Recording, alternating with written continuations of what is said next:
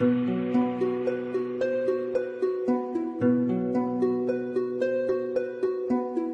olmuş torpağında diz çöküp ağlayabilsem, dede yurdu ocağında geçmişime kayıdabilsem.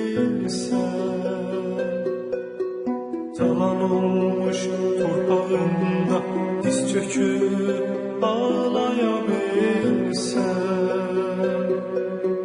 dede yurdu ocağım geçmişime kayılabilsem.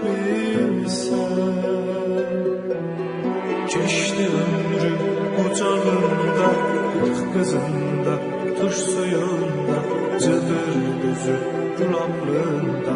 Geçti ömrüm.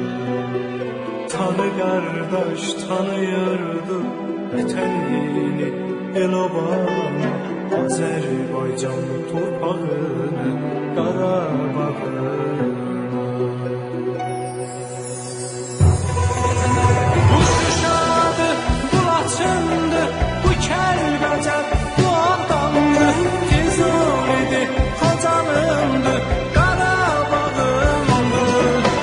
O talandır, bu talandır, bu talandır, o talandır. Tanı qardaş tanıyırdı Azərbaycandır.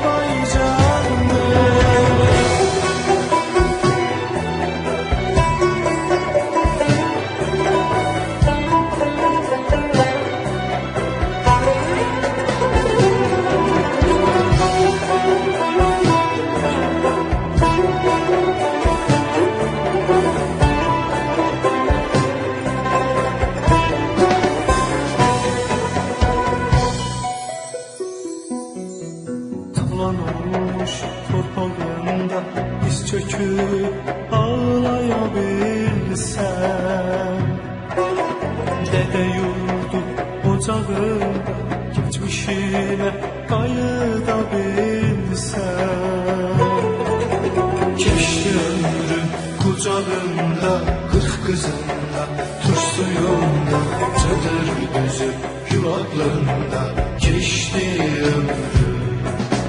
Tanı kardeş tanıyırdı etenini el-obama, Azerbaycan torpağını, Qarabağını.